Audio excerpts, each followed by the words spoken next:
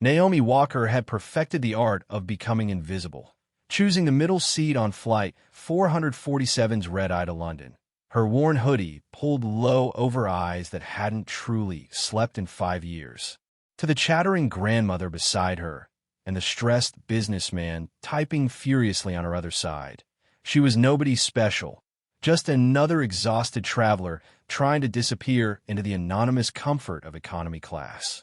But when the captain's voice cracked through the intercom with barely controlled panic, when an unidentified aircraft began stalking them through the night sky like a predator sizing up its prey, and when that dreaded question echoed through the cabin, "Is there any fighter pilot on board?" 200 passengers were about to discover that the woman they'd barely noticed boarding was their only hope for survival. Just before we get back to it, I'd love to know where you're watching from today, and if you're enjoying these stories, make sure you're subscribed. The evening sun painted long shadows across the tarmac at JFK International Airport as passengers began boarding Flight 447, a red-eye bound for London. Among the steady stream of travelers, Naomi Walker moved with deliberate slowness, her worn jeans and oversized Northwestern University hoodie helping her blend into the crowd. At 35, she carried herself with a peculiar contradiction: shoulders that wanted to stand at attention but forced themselves to slouch, eyes that scanned the boarding area with practiced precision before deliberately unfocusing. "Welcome aboard," the gate agent said cheerfully, scanning her boarding pass. Naomi offered a tired smile that didn't quite reach her eyes and made her way down the jet bridge. The aircraft hummed with that particular energy of pre-flight anticipation. Business travelers stowed their laptops with practiced efficiency, families negotiated seat assignments, and the flight attendants moved through their preparations with choreographed precision. Naomi found her seat, 32B, a middle seat in economy, and settled in without complaint. Most people would have grimaced at the assignment, but she seemed almost relieved to disappear between two other passengers. To her left, by the window, sat Margaret Foster, a chatty woman in her 60s wearing too much perfume and clutching a romance novel. To her right, on the aisle, a businessman named David Brooks was already typing furiously on his laptop, his jaw clenched with the kind of tension that suggested this flight was one of many in an endless cycle of meetings and deadlines. "First time to London, dear?" Margaret asked, already leaning into Naomi's space with the enthusiasm of someone who viewed flights as social opportunities. "No, ma'am," Naomi replied softly, pulling her hood up and closing her eyes. "Just tired." Margaret's face fell slightly, but she recovered quickly, turning to her book with a small huff. Naomi had perfected the art of polite dismissal, friendly enough not to offend, distant enough to discourage further attempts at conversation. 3 rows ahead, a family was settling in with the controlled chaos that came with traveling with children. The Andersons, Tom and Sarah, with their twins Emma and Jacob, both 8, were already deep in negotiations about who got the window seat for takeoff. Sarah Anderson caught the eye of flight attendant, offering an apologetic smile that said, "We'll try to keep them quiet, but no promises." The flight attendants moved through their routines, but there was something different about their demeanor tonight. Jennifer Martinez, the lead flight attendant with 15 years of experience, exchanged glances with her colleague Robert Hayes as they counted passengers. They'd both noticed a group of 4 soldiers in uniform boarding earlier, heading home from deployment. The men looked exhausted, their 1,000-yard stares suggesting they'd seen more than they cared to remember. One of them, Sergeant Marcus Williams, kept checking his phone, his leg bouncing with nervous energy. But it wasn't the soldiers that had caught Jennifer's attention most. It was the man in 38F, hood pulled low despite the warm evening, oversized sunglasses still on even though they'd been inside for 20 minutes. He'd barely spoken when boarding, just pointed to his seat assignment when asked. His carry-on bag had seemed unusually heavy when he'd lifted it into the overhead compartment, the muscles in his arms straining more than they should for what appeared to be a simple backpack. Captain James Reynolds emerged from the cockpit, his silver hair and weathered face suggesting decades of experience. At 58, he'd flown through everything from volcanic ash clouds to hurricane evacuations, but tonight something felt different. Maybe it was the weather reports showing clear skies that somehow didn't match the unease in his gut. Or maybe it was just the accumulation of too many years, too many flights, too many close calls that nobody ever heard about. "Good evening, folks." His voice came over the intercom, warm and reassuring with that particular pilot drawl that suggested everything was under control. "This is your captain speaking. We're looking at a smooth flight to London tonight. About 7 hours and 20 minutes in the air. Weather's looking good, and we should have you at Heathrow right on schedule. Sit back, relax, and let us take care of you tonight." But even as he spoke, his co-pilot, First Officer Alan Peterson, was frowning at something on his radar screen. "Jim, you seeing this?" Reynolds leaned over. "What am I looking at?" "Probably nothing. Just thought I saw something at our 7 o'clock, about 40 miles out. Moving fast. It's gone now. Keep an eye on it," Reynolds said, though he kept his voice casual. "No need to worry about phantoms on the radar. Not yet." Back in 32B, Naomi had already drifted off, or at least appeared to have. Her breathing was steady, but not quite the deep rhythm of true sleep. Her fingers, tucked inside her hoodie pocket, occasionally twitched, muscle memory from years of gripping something that wasn't there anymore. Margaret Foster glanced at her occasionally, something about the younger woman's stillness making her uneasy in a way she couldn't quite articulate. The plane pushed back from the gate with the usual series of mechanical sounds. The whir of the pushback tug, the initial startup of the engines, the various clicks and hums that frequent flyers could identify with their eyes closed.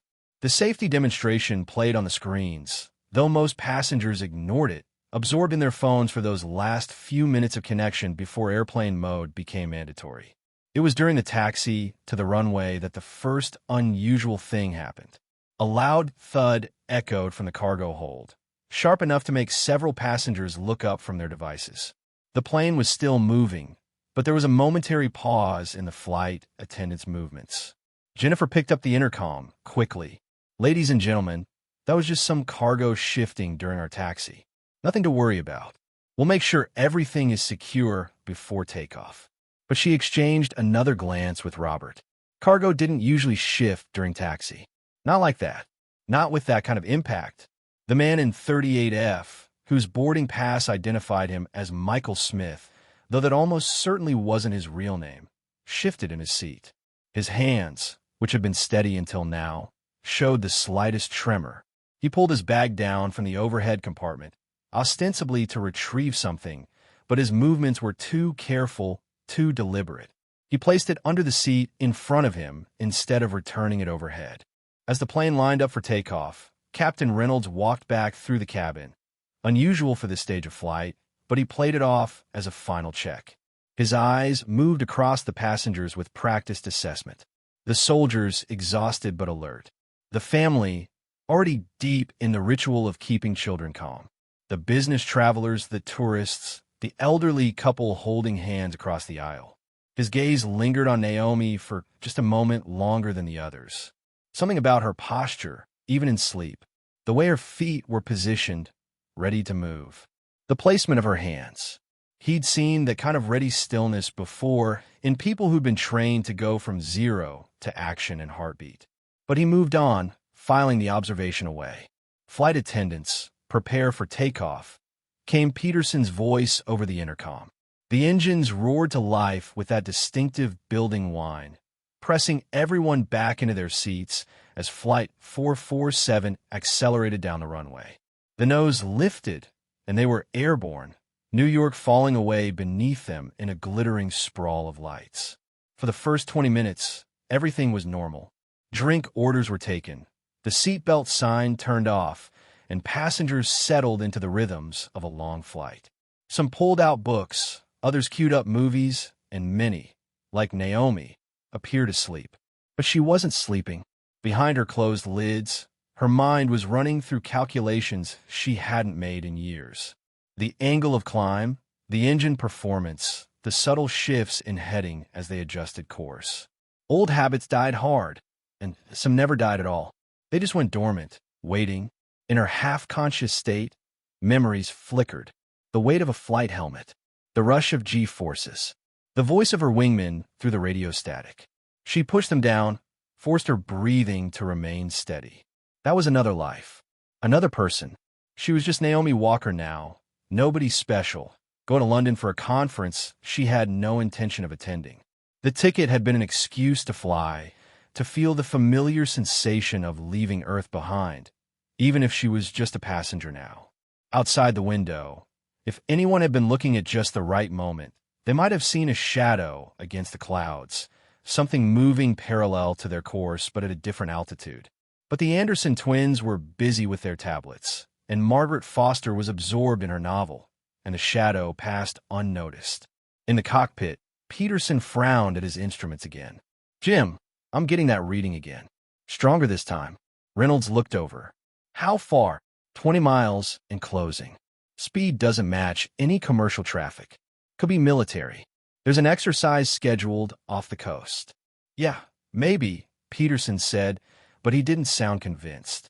Military exercises were usually communicated to commercial traffic. This wasn't on any notice. The plane had been in the air for just over an hour when the first real turbulence hit. It wasn't the gentle rocking that passengers barely noticed, or even the moderate bumps that made people grip their armrests. This was sudden, violent, throwing the aircraft sideways in a motion that shouldn't have been possible in the clear skies they were flying through. Drinks spilled. Overhead compartments rattled. Someone's tablet went flying into the aisle. The Andersons' daughter Emma let out a frightened cry, immediately soothed by her mother's practiced reassurance. But Sarah Anderson's eyes were wide as she held her children, her own fear barely contained. Naomi's eyes snapped open at the first jolt, her body instinctively adjusting to the motion. Her feet spread wider, finding purchase, her hands gripping the armrests with precise pressure. Not the white-knuckled panic of a frightened passenger, but the controlled response of someone used to unstable environments. Margaret Foster, who had grabbed Naomi's arm in fear, noticed the younger woman wasn't even breathing hard. "Ladies and gentlemen," Captain Reynolds' voice came over the intercom, and there was something in his tone that made even the experienced travelers pay attention. "We're experiencing some unexpected turbulence. Please return to your seats and fasten your seatbelts. Flight attendants, please be seated." But Reynolds knew this wasn't turbulence. Not really. The weather radar showed clear skies for hundreds of miles. The aircraft's sensors weren't detecting any wind shear or atmospheric disturbance, which meant something else had caused that jolt. Something external. In seat 38F, Michael Smith, or whatever his name really was gripping his seat so tightly his knuckles had gone white. Beads of sweat formed on his forehead, and he was muttering something under his breath. The language wasn't English, though he'd spoken perfect American English when forced to interact with the crew earlier. The passenger next to him, a college student named Tyler Johnson, tried to lean away without being obvious about it. "You okay, man?" Tyler asked, though he immediately regretted drawing attention to himself. The hooded man's head snapped toward him, and for a moment, Tyler saw his eyes behind those dark glasses, wide with something that looked like terror. "It's too early," the man whispered, more to himself than to Tyler. "They weren't supposed to." He cut himself off, pulling his bag closer. Jennifer Martinez, strapped into her jump seat, noticed the interaction. She'd been watching that passenger since boarding, and now every instinct she'd developed over 15 years was screaming that something was very wrong. She caught Robert's eye and nodded toward 38F. He'd seen it too. 10-year-old Jacob Anderson was pressed against the window, his face illuminated by the reading light as he stared out into the darkness. "Mom," he said, tugging on Sarah's sleeve. "Mom, there's another plane out there." "That's nice, honey," Sarah responded absently, still trying to calm his sister. "No, Mom, really. It's really close. Like really, really close." Tom Anderson leaned over his son to look out the window. For a moment, he saw nothing but stars and the faint glow of moonlight on clouds below.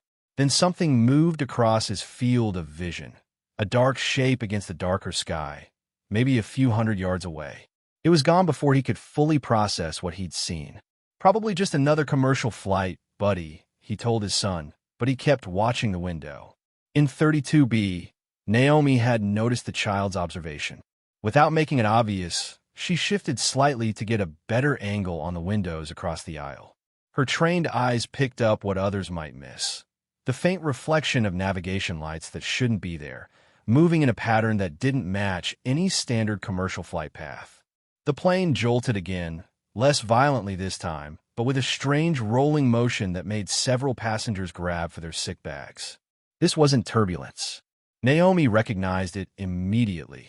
Wake vortex, the spiral of disturbed air left behind by another aircraft. But no commercial plane should be close enough for them to hit its wake. Not at this altitude, not on this flight path. She was fully awake now, though she kept her eyes half closed, maintaining the appearance of a drowsy passenger. Her mind was running through possibilities, none of them good. The repeated jolts, the pattern of the disturbance, the nervous behavior of the passenger in 38F, pieces of a puzzle she didn't want to solve but couldn't help assembling. Jennifer had made a decision. Despite the seatbelt sign, she unbuckled and made her way carefully toward the cockpit, using the seats for support as the plane continued to experience intermittent shudders. She knocked on the cockpit door, 3 short, 2 long, the code for urgent but not emergency. Reynolds opened the door slightly. "Jennifer, you should be seated." "Captain, we have a passenger in 38F who's exhibiting extremely suspicious behavior. And whatever's happening with the plane, he seemed to know it was coming." Reynolds' expression darkened.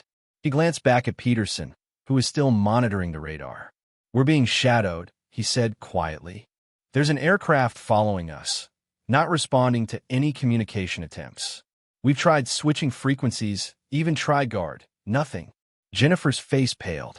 Guard frequency was the emergency channel monitored by everyone.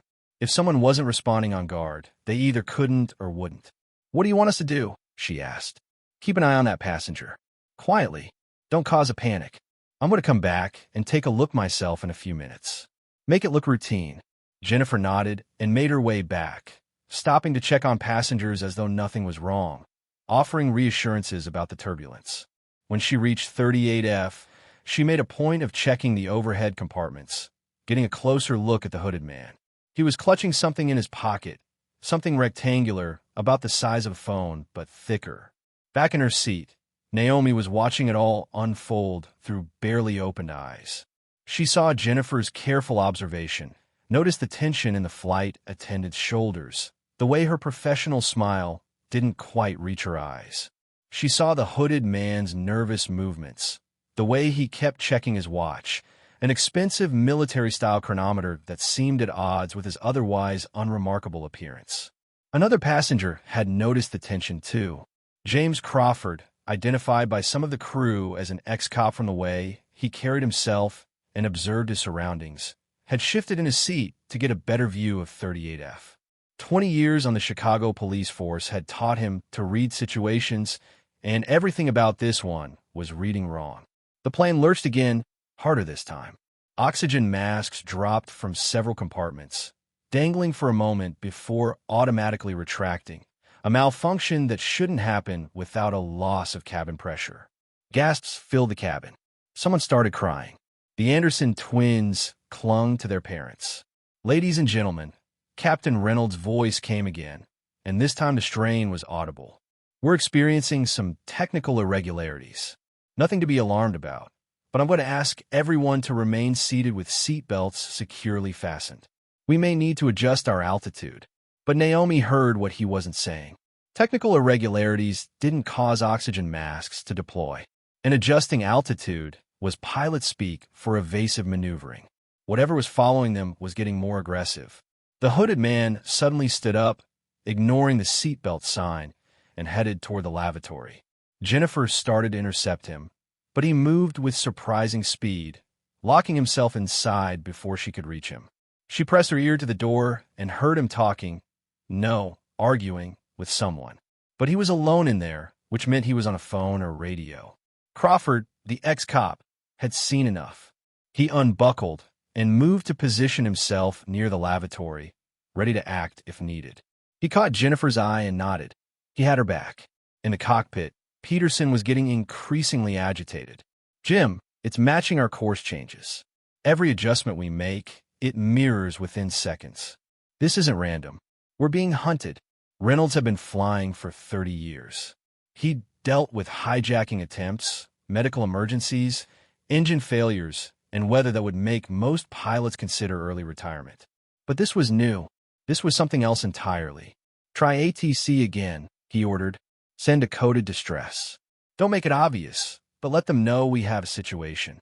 Peterson keyed the radio, using subtle language that any controller would recognize as a call for help without alerting anyone who might be listening.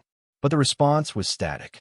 Then, for just a moment, a voice broke through, not air traffic control, but someone else, speaking in accented English. "Flight 447.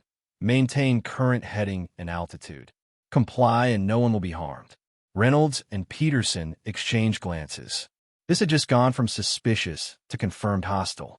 Back in the cabin, Naomi had made a decision. She couldn't maintain the pretense of sleep any longer, not with the situation escalating. She opened her eyes fully, sitting up straighter, her entire demeanor shifting subtly.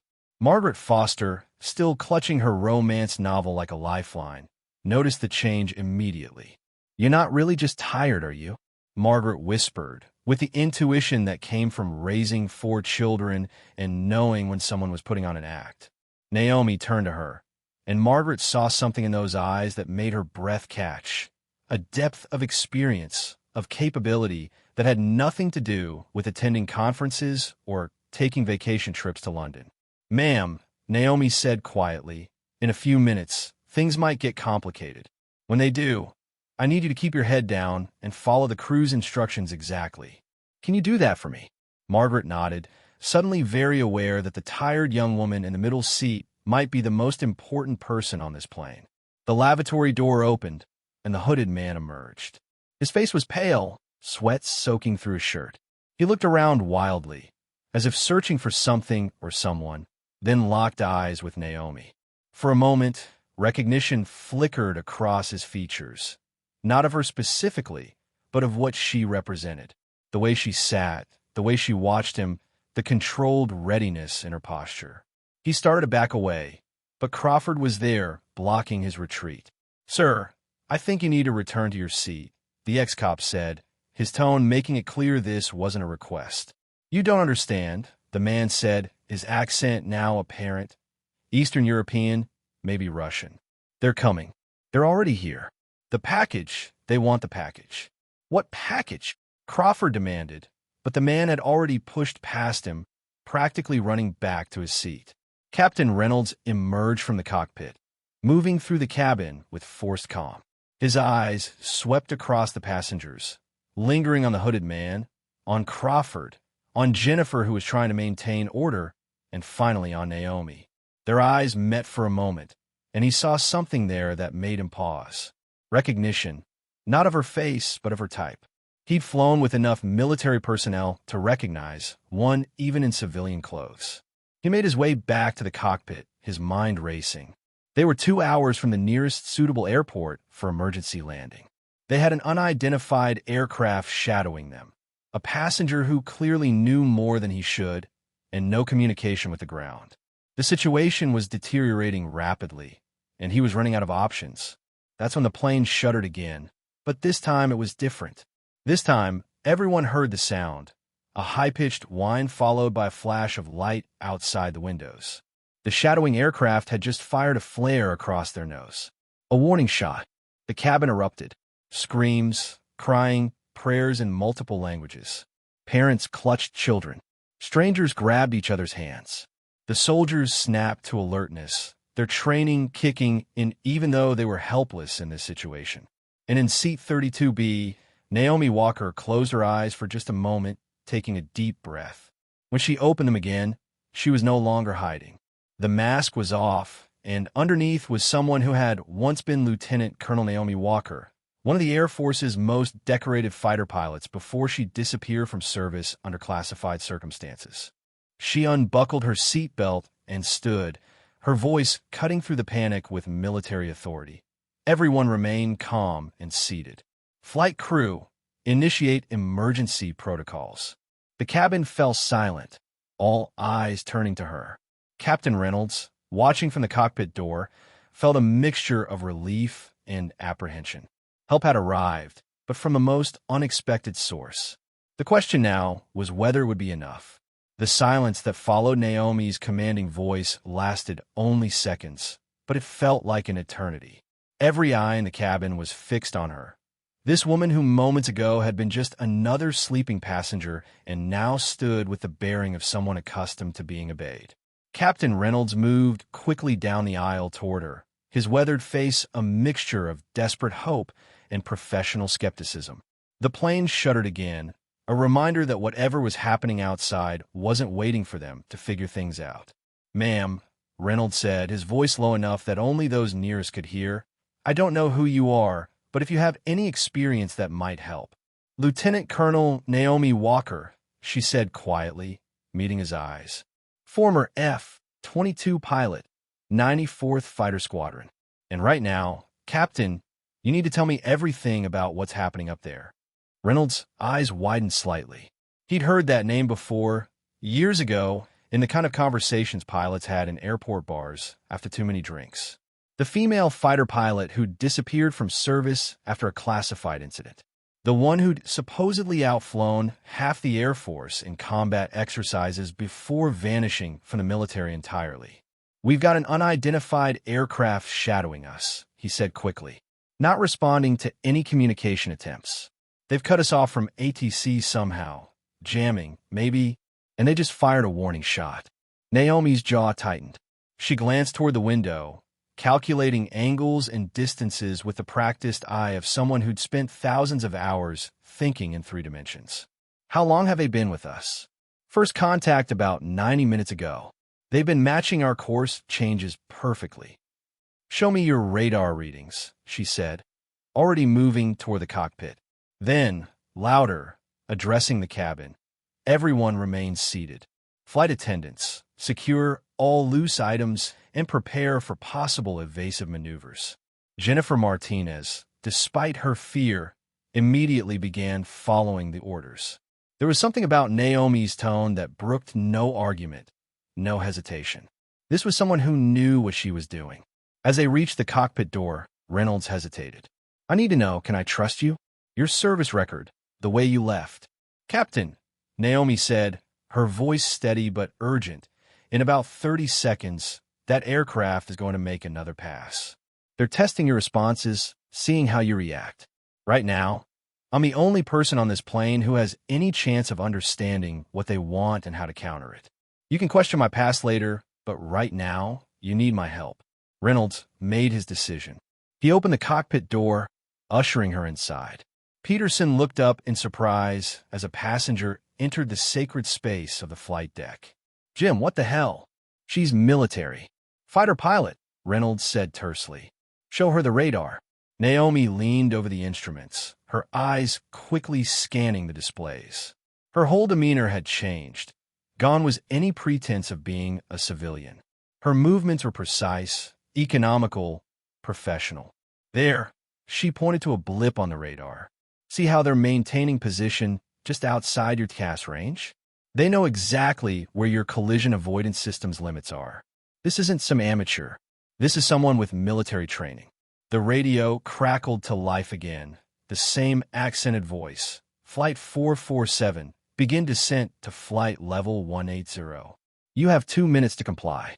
If we descend to 18,000 feet." Peterson began. "We'll be in perfect position for a forced landing at any number of small airfields," Naomi finished. "Or low enough for mid-air boarding if they're really ambitious." Reynolds stared at her. "Mid-air boarding? That's impossible." "It's been done," Naomi said quietly. "Twice that I know of.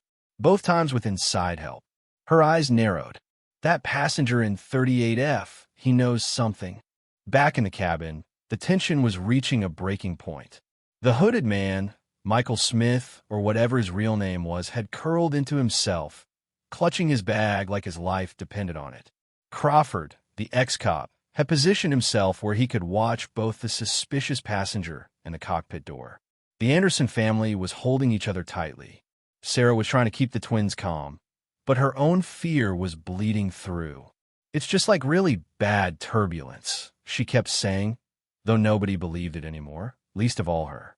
Sergeant Williams and his fellow soldiers, Martinez, Thompson, and Davis, had moved subtly into defensive positions without even discussing it. Their training wouldn't let them sit passive in a crisis, even if they didn't fully understand what was happening.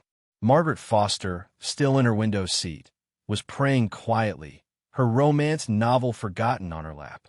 But she kept glancing at the empty middle seat where Naomi had been, wondering who exactly she'd been sitting next to for the past 2 hours. In the cockpit, Naomi was rapidly processing information. "Captain, I need you to key your radio to guard frequency, but don't say anything. Just key it for 3 seconds, then release. Then do it again, 2 short bursts." "What will that do?" Reynolds asked, even as he followed her instructions. "If there's anyone listening, military, civilian, anyone, they'll recognize it as a distress pattern. We might not be able to talk, but we can signal." She turned to Peterson. "Start a very gradual descent. Make it look like you're complying, but drag it out. Buy us time." "Time for what?" Peterson asked. "For me to figure out what they really want," Naomi said. She looked at Reynolds. "I need to talk to your suspicious passenger. The one the flight attendant mentioned. That could be dangerous." "Captain, everything about this situation is dangerous. But that man knows something, and we need to know what it is." Reynolds nodded slowly. "Jennifer can bring him up here." "No," Naomi said. "Too obvious. They're watching, probably monitoring. I'll go to him. Make it look routine." She started to leave the cockpit, then paused. "Captain, whatever happens, don't let them force you below 15,000 feet. Above that, you still have options. Below that—" She didn't finish the sentence. Naomi made her way back through the cabin, moving with the steady confidence of someone who belonged there. She stopped at several seats, appearing to check on passengers, offering calm reassurances. To anyone watching, she looked like she might be an off-duty flight attendant helping out. But her path was deliberate, designed to bring her to seat 38F without seeming obvious about it. When she reached the hooded man, she knelt in the aisle beside him, her voice low and steady. "I know you're scared. I know they're coming for you. But if you don't tell me what's going on, everyone on this plane is going to pay the price for whatever you're carrying." The man's head snapped up, his eyes wide behind those dark glasses. "You don't understand. You can't understand. If they get it, what is it?" Naomi pressed. "What are you carrying?" He clutched his bag tighter. "Codes," he whispered. "Satellite override codes. They were supposed to be delivered quietly, but someone leaked. They found out. They're here to take them." Naomi's blood ran cold. Satellite override codes could be used to take control of military satellites, redirect them, or even crash them into other objects in orbit. In the wrong hands, they could cause catastrophic damage. "Who are they?" she asked. "Mercenaries. Former military. They call themselves the Gray Wing. Their leader—" He stopped, his face paling even further. "What about their leader?" "He used to be American Air Force. Like you." The man had noticed her bearing, her manner of speaking.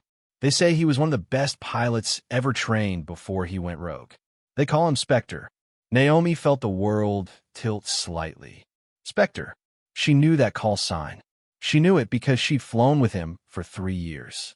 Marcus Webb, her former wingman, the pilot who'd been by her side through countless missions until that final, fatal operation that had ended her career and, apparently, begun his transformation into something else entirely.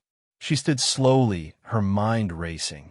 If Marcus was out there, if he was behind this, then the situation was far worse than she'd imagined. He knew her tactics, her thinking, her weaknesses, and worse, he knew she was the type of person who would do anything to protect innocent lives. "Stay in your seat," she told the hooded man. "Don't do anything to draw attention." She made her way back toward the cockpit, but stopped when she noticed Crawford, the ex-cop, watching her intently. Their eyes met, and she made a decision. She moved to his seat, leaning down as if checking on him. "You're law enforcement," she said. It wasn't a question. "Retired," Crawford replied. 20 years, Chicago PD. "I need your help. That man in 38F is carrying something that the people following us want. We need to make sure they don't get it." Crawford's eyes sharpened. "What do you need me to do?" "Watch him. If he tries to do anything, destroy the codes, communicate with someone, anything, stop him." but quietly. We can't afford a panic. Understood. Crawford shifted slightly, improving his angle of observation. Who are you exactly? Someone trying to keep us all alive, Naomi replied, already moving away. The plane lurched suddenly, harder than before. This time, it wasn't turbulence or wake vortex. Through the windows, passengers could see another aircraft pulling alongside, close enough to make out its dark silhouette against the stars. Too close. Dangerously close. Screams erupted throughout the cabin. The Anderson twins started crying. Several passengers began praying aloud. The soldiers tensed, their hands instinctively reaching for weapons they didn't have. Naomi reached the cockpit door just as Reynolds was opening it to come out. "They're right beside us," he said, his professional calm cracking slightly. "They're trying to force us down." "Let me talk to them," Naomi said. "They're not responding. They'll respond to me." She pushed past him into the cockpit, grabbing the radio. She switched to guard frequency, the emergency channel that every aircraft monitored, and spoke clearly. "Gray wing flight. This is Lieutenant Colonel Naomi Walker. I know you're listening. Marcus, let's talk." The silence stretched for long seconds.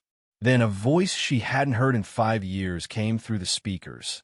Older, rougher, but unmistakably Marcus Webb. Well, Vixen herself.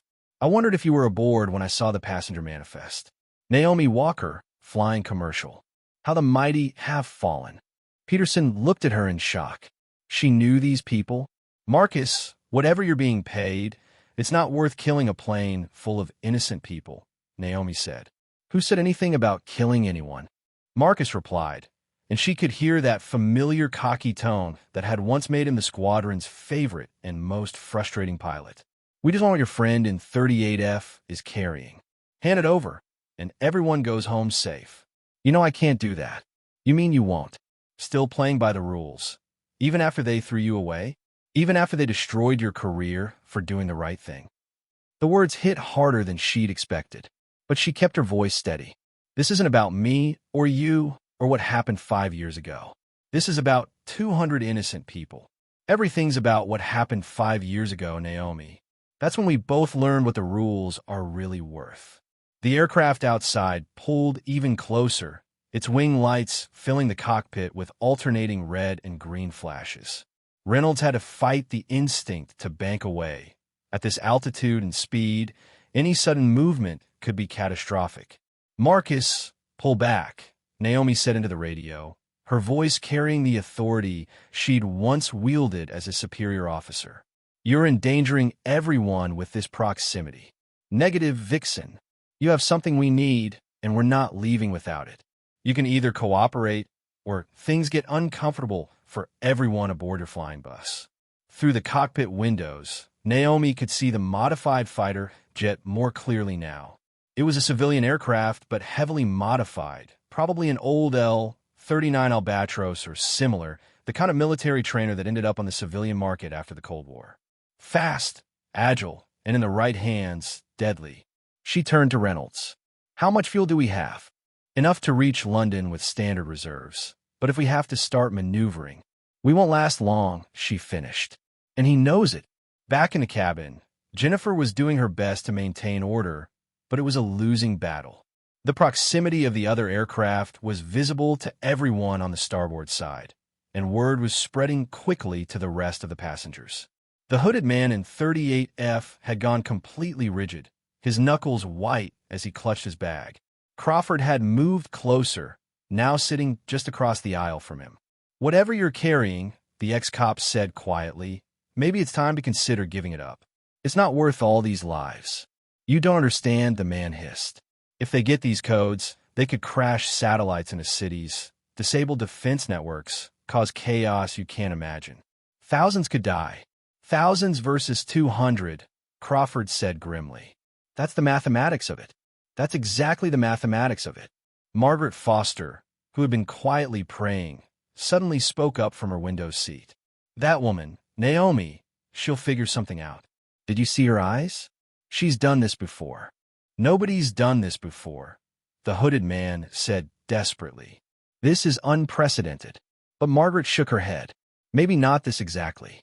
But that woman has faced death before and won. I can tell. My late husband was military, Navy pilot in Vietnam. He had the same look. The ones who survived the impossible things, they all had that look. In the cockpit, Naomi was rapidly running through scenarios. She knew Marcus's flying style, his tactics, his weaknesses. He'd always been aggressive, perhaps too aggressive. It had made him a formidable combat pilot, but also predictable in some ways. "Captain, I need you to start a gradual turn to heading 270, she said. That takes us off course. Trust me. And reduce speed by 10 knots, very gradually." Reynolds exchanged glances with Peterson, but complied. The big aircraft began its slow adjustment. "What are you doing, Vixen?" Marcus's voice came over the radio. "Don't try to be clever. Just looking for smoother air, Marcus," she replied calmly. "These passengers are scared enough without turbulence." But she was actually doing something else, positioning the aircraft so that the rising sun, still an hour from breaking the horizon, would eventually be directly behind them. It was a fighter pilot's tactic, using natural elements as weapons. Marcus would recognize it eventually, but by then, she hoped to have another plan in motion. "I need to go back out there," she told Reynolds. "Keep him talking. Ask him about his aircraft, his fuel status, anything to keep him engaged. And whatever you do, don't descend below 20,000 feet." She left the cockpit and made her way directly to the hooded man. This time, she didn't kneel beside him. She stood in the aisle where everyone could see her, projecting authority. "What's your real name?" she asked him. He hesitated, then, Victor Kozlov. "Victor, I need you to listen very carefully. The man in that plane out there, I know him. He's dangerous, but he's also predictable. We're going to get through this, but I need your help. What can I do? I'm just a courier. You can start by telling me everything about those codes. What systems do they control? How long are they valid? Is there a way to partially corrupt them so they be useless?" Victor's eyes widened slightly. There might be. The codes are encrypted in layers. If I delete certain segments, they'd look intact but wouldn't function. But if they realize what I've done, they'll kill us all anyway, Naomi said bluntly. Marcus Webb doesn't leave witnesses. That's why he's perfect for this kind of work. The soldiers have been listening from their seats nearby. Sergeant Williams stood up, moving closer. "Ma'am, if you're military, we're at your disposal. We might not have weapons, but we've got training." Naomi assessed them quickly. Young, fit, alert. "I might need you. For now, help keep the other passengers calm. If things go bad, I need you ready to assist the flight crew with emergency procedures." "Yes, ma'am." She turned back to Victor. "Start working on those codes. Make it look like you're protecting them, but actually degrade them. Can you do that?" Victor nodded nervously, pulling out a small tablet from his bag. His fingers flew over the screen, entering passwords and navigating through layers of encryption. The plane suddenly banked sharply to the left, throwing everyone against their seats. Through the windows, passengers could see the hostile aircraft had moved to their port side now, even closer than before. Close enough that they could see the pilot, a figure in a dark helmet and oxygen mask, impossible to identify, but radiating menace through body language alone. "Ladies and gentlemen," Reynolds' voice came over the intercom, strain evident despite his attempts to sound calm. "We're experiencing some traffic conflicts.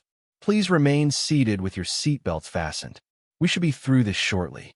But Naomi knew better. Marcus was escalating, pushing boundaries, seeing how far he could go. She'd seen him do this in training exercises, probe, push, then strike when the opponent was off balance. She made her way back toward the cockpit, but stopped when she heard a commotion behind her. The accomplice, the quiet woman who'd been sitting 2 rows behind her original seat, had stood up and was moving toward the mid-cabin door. Crawford was already moving to intercept, but the woman was faster than expected. "Nobody move," the woman shouted, and Naomi saw the glint of metal in her hand. Not a gun. That would have been detected, but what looked like a sharpened piece of metal, probably removed from something in the lavatory. The cabin erupted in fresh panic. Parents pulled children close. Several people ducked below their seats. The soldiers started to move, but Naomi held up a hand, stopping them. "What do you want?" Naomi asked calmly, turning to face the woman. "The codes. the woman said, her accent matching Victor's. Eastern European, but trying to hide it. Give me the codes, and I open the door. They board, take what they want, and leave. Everyone lives. You open that door at this altitude, and everyone dies, Naomi said. Not if we descend first. Tell the captain to take us down to 10,000 feet. So that was the plan. Force them low enough for a boarding operation. Marcus had someone on the inside, someone who'd been waiting for the right moment. You're assuming they'll keep their word, Naomi said, taking a slow step toward the woman. You're assuming that once they have what they want, they'll just leave. But you don't know Marcus Webb like I do. Stay back. The woman waved the makeshift weapon. But Naomi kept coming slow and steady. He's going to kill everyone anyway. You mean Victor, all these innocent people. Because that's what he does now. That's what he became after. She stopped herself. After what? The woman demanded. After I failed to stop him the first time, Naomi said quietly. The confession hung in the air. Several passengers who were listening gasped. Even Crawford looked surprised. 5 years ago, Naomi continued, still moving slowly toward the woman. Marcus and I were on a mission. Classified, off the books. We were supposed to destroy a terrorist camp, but when we got there, we realized the intel was wrong. It was a refugee camp. Families. Children. I refused to engage. Marcus didn't. The woman's hand was shaking now, the weapon wavering. I tried to stop him, Naomi said. I damaged his aircraft, forced him to abort. But not before he dropped ordnance. 17 civilians died. The Air Force buried it, discharged me for insubordination and attacking a fellow officer, and Marcus disappeared. I thought he was in prison. I was wrong. She was close enough now. In one fluid motion, honed by years of combat training, she grabbed the woman's wrist, twisted, and the weapon clattered to the floor. Crawford was there immediately, restraining the woman with the practiced efficiency of 2 decades in law enforcement. Secure her in the back, Naomi told him. Use whatever you need to keep her contained. As Crawford dragged the accomplice away, Naomi picked up the intercom. Ladies and gentlemen, the situation is under control. Please remain calm and seated. But she knew it was far from under control. If anything, it was about to get much worse. Marcus had played his inside card and lost. He wouldn't have a backup plan. He'd have 3. The radio in the cockpit crackled to life, and Marcus's voice filled the cabin through the open cockpit door. Nice work, Vixen. You always were good at close quarters. But this isn't close quarters anymore. You're in a flying brick, and I'm in a fighter. Last chance, give me the codes, or I start putting holes in your fuselage. Naomi rushed to the cockpit. He's bluffing. He won't risk destroying the codes. You sure about that? Reynolds asked. Before she could answer, there was a bright flash outside, and something streaked past the aircraft. Not a warning shot this time. It had come close enough that they heard the sonic crack of its passage. That wasn't a bluff, Peterson said, his voice tight with fear. Naomi grabbed the radio. Marcus, you fire on this aircraft, and those codes are gone forever. Victor's already set up a dead man switch. Anything happens to us, the codes self-destruct. It was a lie, but a necessary one. She glanced back at Victor, who was watching her with wide eyes. She mouthed the word play along, and he nodded quickly. You're lying, Marcus said, but there was uncertainty in his voice now. Am I? You know me, Marcus. You know I plan for contingencies. You taught me that, remember? Always have a backup plan. There was silence on the radio. Outside, the hostile aircraft had pulled back slightly, no longer dangerously close, but still shadowing them. Here's what's going to happen, Naomi said, taking control of the situation. We're going to continue to London. You're going to follow if you want, but you keep your distance. When we land, we can negotiate. But if you fire on this aircraft again, if you endanger these passengers, you get nothing. You don't give the orders anymore, Vixen. You're not a lieutenant colonel. You're nobody. Maybe, Naomi said, but I'm a nobody standing between you and what you want. And we both know I've stopped you before. The tension in the cockpit was suffocating. Reynolds and Peterson watched her, waiting to see if her gambit would work. Finally, Marcus spoke. You've got 1 hour, Naomi. 1 hour to convince me why I shouldn't just take what I want. And trust me, after what you cost me 5 years ago, I'm very motivated to see this end badly for you." The radio went silent. Outside, the hostile aircraft maintained its distance but didn't leave. Naomi turned to Reynolds. "We bought time, but not much. How far to friendly airspace?" "At current speed, about 90 minutes." She closed her eyes, calculating. They needed to stretch that hour somehow. Needed to find a way to... Mang, besoin interrupted. "I'm getting something on the radio." Military frequency. Naomi grabbed the headset. Through the static, she heard a voice she recognized. Colonel James Harrison, her old commanding officer. "Lieutenant Colonel Walker, this is Rampart Actual. We've been monitoring your situation. Help is en route, but you need to buy us 30 minutes. Can you do that?" 30 minutes. Against Marcus Webb, who knew all her tricks, all her tactics. "Roger, Rampart. We'll buy you 30 minutes. She handed the headset back and looked at Reynolds and Peterson. "Gentlemen, we're about to do some flying that your manual definitely doesn't cover. Are you ready?" Reynolds gripped the yoke tighter. "We're with you, Colonel." She wasn't a colonel anymore, hadn't been for 5 years. But right now, with 200 lives hanging in the balance and her former wingman turned mercenary on their tail, she needed to be everything she once was and more. The 30-minute countdown had begun, and Naomi knew every second would matter. She stood in the cockpit doorway, her mind running combat scenarios while her eyes tracked the hostile aircraft maintaining its threatening position off their starboard wing. "Captain, I need you to gradually increase altitude," she said to Reynolds. "Make it look like we're struggling with controls. Erratic, but controlled. That'll burn more fuel," Peterson protested. "It'll also force Marcus to burn his," Naomi replied. "That's not a long-range aircraft he's flying. He's already been shadowing us for over 2 hours. His fuel situation has to be getting critical." Reynolds began the maneuver, letting the aircraft drift upward in an uneven climb. Through the windows, they could see the hostile jet adjusting its position to match, its movements sharp and aggressive where theirs were deliberately sluggish. Back in the cabin, the passengers were reaching their breaking point. The Anderson children had stopped crying, moving into that quiet, shocked state that worried their parents more than tears. Sarah Anderson held them close, whispering stories about brave knights and princesses, trying to transport them anywhere but here. Viktor Kozlov was still working on his tablet, his fingers flying across the screen as he methodically corrupted segments of the satellite codes. Sweat beaded on his forehead as he worked, knowing that if Marcus's people got their hands on his device before he finished, they'd realize what he was doing. Crawford, having secured the accomplice with zip ties from the aircraft's emergency kit, had positioned himself where he could watch both her and the main cabin.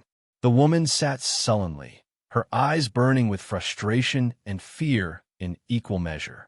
"You don't understand," she muttered to Crawford.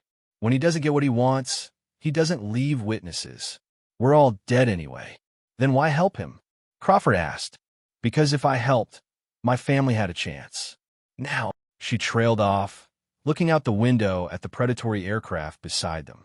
Sergeant Williams approached Naomi as she returned from the cockpit. "Ma'am, my men and I, we're ready for whatever you need. We might not have weapons, but we've got training." Naomi assessed him and his 3 companions. Young, eager, trained for ground combat, but trapped in an aerial chess match. "Actually, Sergeant, I do have something you can do. I need you to organize the passengers. If we have to make emergency maneuvers, people need to be ready. Families with children in the middle rows, away from windows. Anyone with medical conditions identified and monitored. Can you handle that?" "Yes, ma'am." Williams immediately began organizing his men, and they spread through the cabin with quiet efficiency, repositioning passengers without causing additional panic. The plane suddenly lurched, harder than before. This time, it wasn't turbulence or evasive maneuvering. Through the starboard windows, passengers screamed as they saw another aircraft approaching from below, a second hostile jet rising from the cloud layer like a shark from dark waters. Where the hell did that come from? Reynolds' voice crackled over the intercom, forgetting that passengers could hear him. Naomi was back in the cockpit in seconds. The new aircraft was identical to Marcus's, another modified trainer jet. Her heart sank. Marcus had backup, which meant he'd been planning this for longer than she'd thought. Gray Wing 2 is in position. A new voice came over the radio. Female professional cold. You now have hostile aircraft on both flanks. Compliance is your only option. Naomi grabbed the radio. This is getting crowded up here. You're risking a mid-air collision. Only if you make sudden movements, Marcus replied, his voice carrying a hint of satisfaction. You taught me about force multiplication, remember? Always have superior numbers. She did remember. She'd drilled it into him during their training years. Never engage unless you have advantage. He'd learned his lessons well, maybe too well. Captain, maintain steady flight, Naomi instructed Reynolds. No sudden movements, but start a very gradual descent. Make it look like we're complying. But you said not to go below. I know what I said. Trust me. She turned to Peterson. What's our current position? About 200 miles southwest of Ireland, heading northeast. Ireland. NATO airspace was close, but not close enough. The military help Colonel Harrison had promised was still 25 minutes out. They needed to buy more time. Naomi picked up the intercom, addressing the cabin. Ladies and gentlemen, this is Lieutenant Colonel Walker. I need everyone to remain calm and follow the crew's instructions exactly. We're going to experience some unusual maneuvering in the next few minutes. This is necessary for your safety. She clicked off and turned to Reynolds. On my mark, I need you to deploy the speed brakes and drop the gear. At this altitude, it'll create massive drag, drop our speed by nearly half instantly. The jets following us will overshoot. They'll have to circle back, and that buys us minutes. It could also tear the gear doors off, Peterson said. The 777 is overbuilt, Naomi replied. It can take it, I hope. Through the cockpit windows, she watched Marcus's aircraft. She knew him, knew his patterns. He'd been her wingman for 3 years. She'd taught him, mentored him, trusted him. And she knew that right now, he was getting impatient. Marcus had always hated waiting. Vixen, you're stalling. His voice came over the radio. Start your descent now, or we start putting holes in your aircraft. We're descending, Naomi replied calmly. Check your instruments. They were, but barely, maybe 500 feet per minute, hardly noticeable. But it would keep him occupied for a moment. In the cabin, Victor suddenly looked up from his tablet, his face pale. They're trying to hack in, he said to nobody in particular. Someone's attempting to access the codes remotely. Crawford, who had been listening, moved closer. Can they do that? Not if I disconnect from everything, Victor said, frantically typing. But if I do that, I can't finish corrupting the files. How much longer do you need? Crawford asked. 10 minutes, maybe 15. Crawford looked toward the cockpit, then made a decision. He pulled out his phone, which he'd kept in airplane mode, and turned it on. If they're trying to hack his device, maybe we can give them something else to focus on.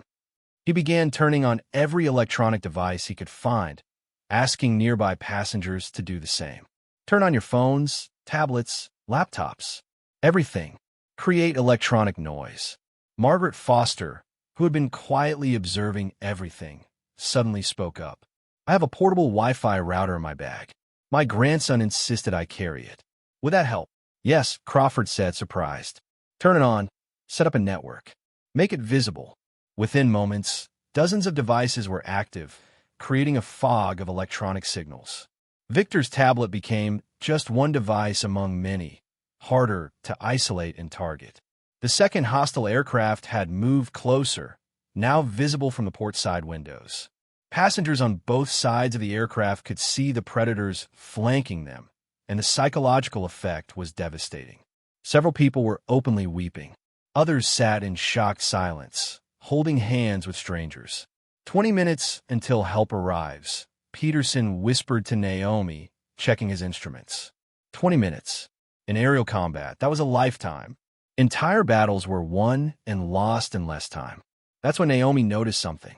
The second aircraft was flying differently than Marcus's, less aggressive, more mechanical. The pilot was good, but not exceptional. And there was something about the way it maintained position. Captain, look at the second aircraft, she said. Notice anything about its flight pattern? Reynolds studied it for a moment. It's very consistent. Same distance, same angle, like it's on autopilot. Or like the pilot is inexperienced with formation flying, Naomi said. A plan began forming in her mind. I need to make an announcement. She took the intercom again. Ladies and gentlemen, in approximately 30 seconds, I need everyone to brace for impact. This is a precautionary measure. Flight attendants, secure positions. Jennifer Martinez's voice came over the cabin speaker. Brace positions, everyone. Heads down, feet flat on the floor. Parents pulled children close. The soldiers helped elderly passengers into proper positions. Crawford made sure the accomplice was secured. What are you doing? Reynolds asked nervously. Creating chaos, Naomi replied. She grabbed the radio. Marcus, we have a problem. We're losing hydraulic pressure. Can't maintain altitude. It was a lie, but she sold it with just enough panic in her voice to be believable. Don't try to play games, Vixen, Marcus warned. No games, she said, then to Reynolds. Now, speed brakes in gear, full deployment. Reynolds hesitated for just a second, then pulled the levers. The aircraft shuddered violently as massive drag forces hit. Their speed dropped from 500 knots to barely 250 in seconds. The aircraft's nose pitched up, and warning alarms filled the cockpit. Both hostile jets shot past them, caught completely off guard. Marcus's aircraft immediately went into a hard turn, pulling heavy G-forces to circle back. But the second jet's reaction was slower, clumsier.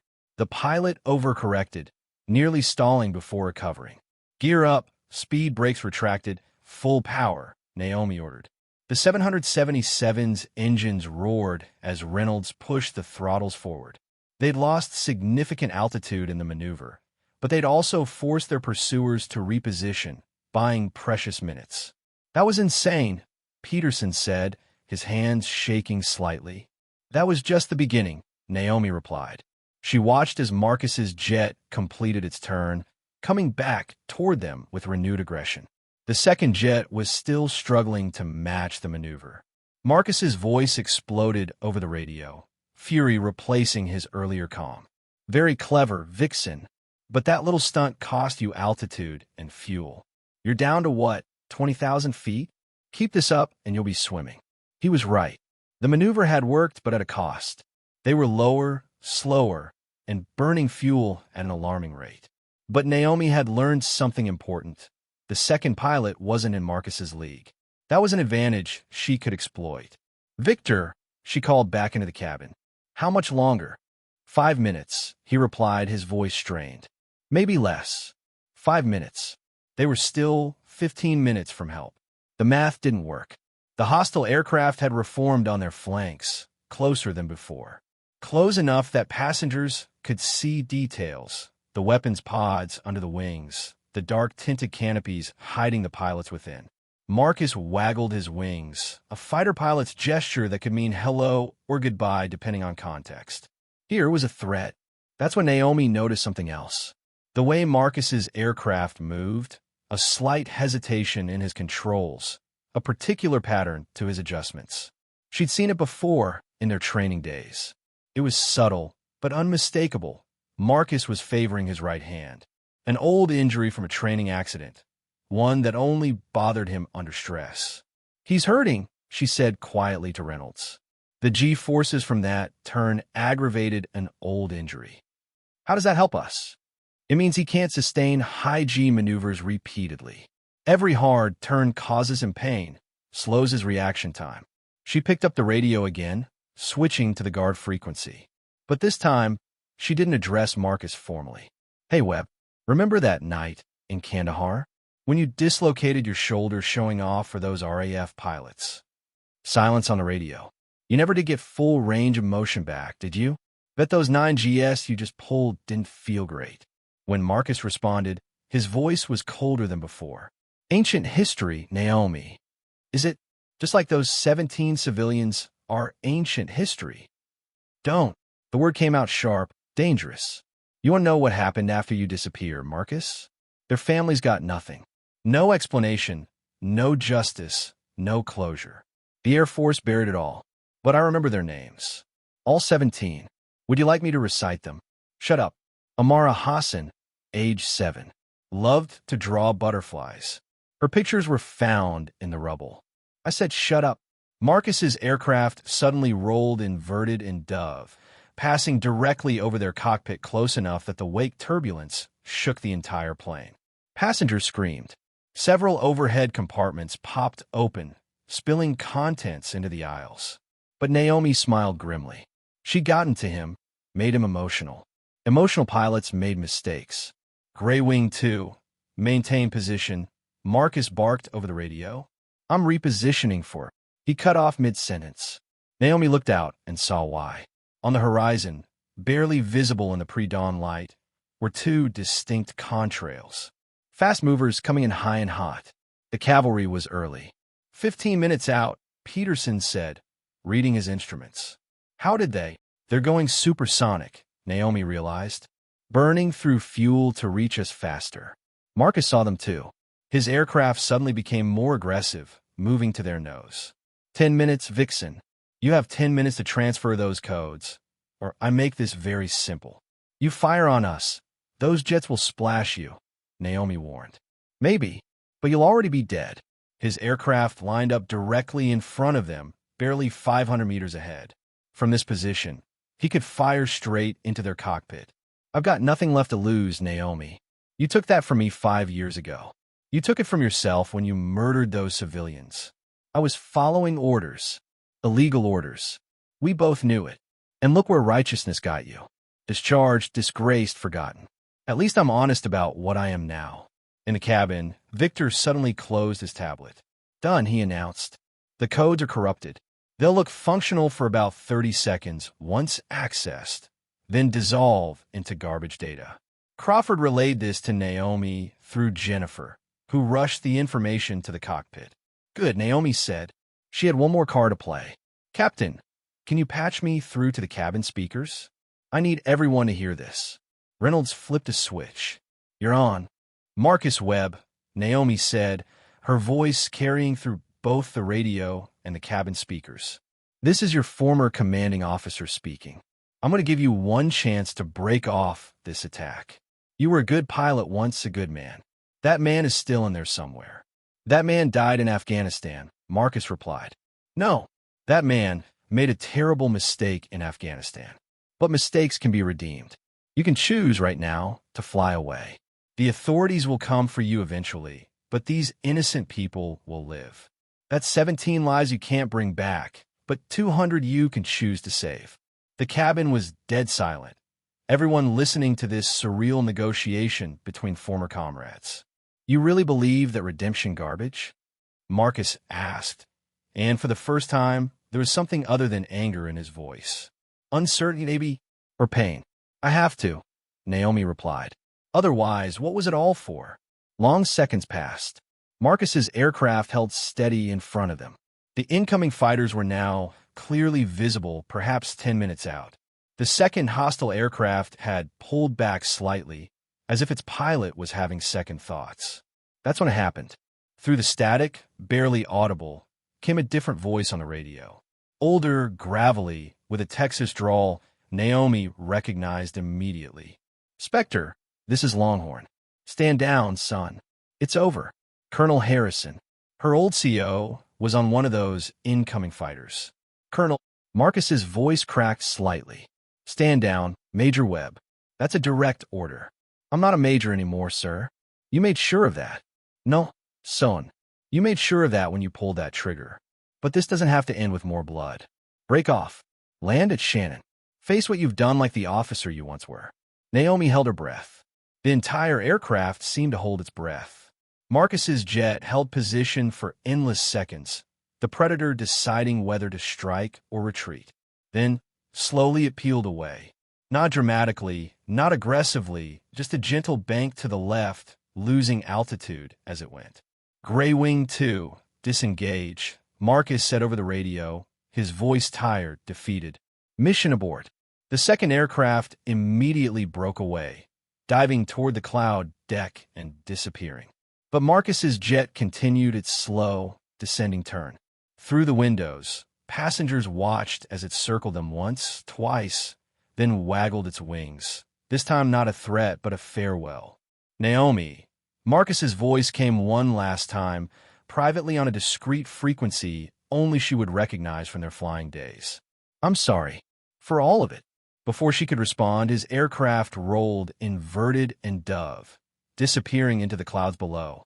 The radar tracked him briefly, heading toward Ireland, toward Shannon Airport, where authorities would be waiting. The cabin erupted, not in celebration, but in a collective release of tension. People sobbed, laughed, prayed, and held each other. The Anderson children finally felt safe enough to cry again, and their parents let their own tears flow. Crawford released the accomplice to the custody of the Irish authorities who would meet them. She seemed almost relieved it was over. Victor clutched his corrupted codes, worthless now, but still symbolic of what they'd prevented. "Ladies and gentlemen," Captain Reynolds announced, his voice rough with emotion, "we are now safely en route to London Heathrow. We should be on the ground in approximately 90 minutes. Emergency services will meet us there, but we're safe. We're all safe." The two military jets had formed up on their wings now, an honor guard for the remainder of their journey. Through the cockpit window, Naomi could see the pilot of the nearest fighter. He saluted, and she recognized the weathered face of Colonel Harrison behind the oxygen mask. She returned the salute, even though she had no right to any more. But in that moment, she wasn't a disgraced former officer or a civilian passenger. She was Lieutenant Colonel Naomi Walker, and she'd done her duty. "So," Reynolds said quietly beside her, "what now? You saved 200 lives. That has to count for something with the Air Force." Naomi looked out at the dawn breaking over the Atlantic, painting the sky in shades of gold and rose. "Maybe," she said, "but that's not why I did it." Then why? She thought about Marcus, heading toward his fate in Ireland. About 17 civilians who died 5 years ago and 200 who live today. About redemption and duty and the choices that define us. "Because it was the right thing to do," she said simply. "Sometimes that has to be enough." Margaret Foster appeared in the cockpit doorway, having convinced Jennifer to let her through. "Excuse-moi, Colonel Walker. I just wanted to say thank you. My grandchildren, they'll get to see their grandmother again because of you." Others were gathering behind her, the Andersons with their twins, Sergeant Williams and his soldiers, Crawford, even Victor. They all wanted to thank her, to shake her hand, to somehow express their gratitude for being alive. Naomi accepted their thanks graciously but uncomfortably. Heroes, she'd learned long ago, were just people who did what was necessary when it mattered most. She'd failed once, 5 years ago, to stop Marcus in time. Today, she'd succeeded. As the aircraft continued toward London, escorted by fighters and tracked by dozens of ground stations now aware of their ordeal, Naomi finally allowed herself a moment of peace. She'd left the Air Force in disgrace, haunted by her failure. But here at 35,000 feet, she found something she'd lost. Not redemption exactly, but purpose. "Colonel Walker," Peterson said, "Colonel Harrison is asking if you want to speak with him." She took the headset. "Harrison here, Walker. Outstanding work. When we land, there are some people who want to speak with you. The kind of people who can make previous difficulties disappear." "Sir, I appreciate that, but..." "No but, Colonel. The Air Force made a mistake 5 years ago. We chose the easy path, the political path, instead of the right one. You tried to stop a war crime and got punished for it. Webb committed one and disappeared into the shadows. That ends today." "What are you saying, sir?" "I'm saying your commission is being reinstated, if you want it. Full rank, full honors, full back pay, and a new position, if you're interested, training pilots in counterterrorism and aerial intervention. Making sure we have people ready if something like this ever happens again." Naomi was quiet for a long moment, looking out at the sunrise. "Can I think about it, sir?" "Take all the time you need. You've earned that much and more." She handed the headset back and returned to the cabin, where she found her middle seat waiting for her, 32B, between Margaret Foster and David Brooks, who'd barely said a word the entire flight, but now looked at her with something approaching awe. "So," Margaret said as Naomi sat down, "exciting flight, wasn't it?" "Despite everything," Naomi actually laughed. "You could say that. My husband would have liked you," Margaret continued. He always said the best pilots were the ones who did their job, not for glory or recognition, but because people were counting on them. Your husband sounds like he was a wise man. He was. He also said that sometimes the universe gives us a second chance to make things right. Not everyone gets that opportunity. Naomi thought about Marcus, probably landing in Shannon now, to face justice. About her own future, suddenly full of possibilities again. About second chances and the weight of choices. No, she agreed. Not everyone does. The flight continued toward London, the rising sun turning the clouds below into a sea of gold. In a few hours, they'd land and become a media sensation. The hijacking that wasn't, the passenger who saved the day, the redemption of a disgraced officer. But for now, they were just travelers sharing a moment of quiet gratitude for the sunrise, for the steady thrum of engines, for the simple gift of being alive. And in seat 32B, Naomi Walker closed her eyes, not to hide this time, but to rest. Her duty was done, at least for now.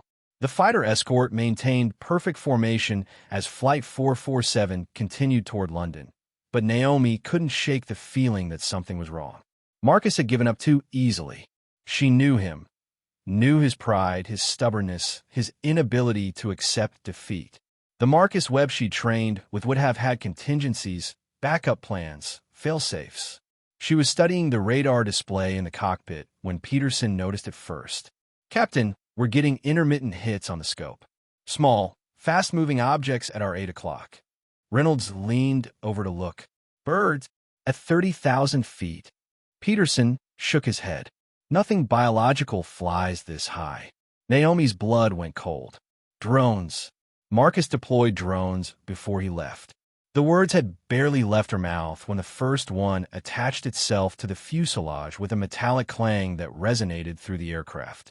Passengers who had just begun to relax tensed again, looking around fearfully. "What was that?"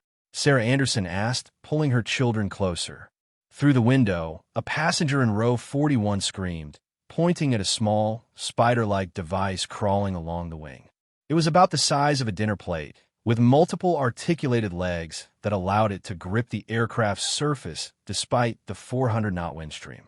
"Colonel Harrison," Naomi radioed to the escort fighters. "We have drones attached to the aircraft. At least one, possibly more." "Copy that. We see them. Count 3, no for devices. Can't engage without risking damage to your aircraft." For drones. Naomi's mind raced through possibilities. They wouldn't be explosive.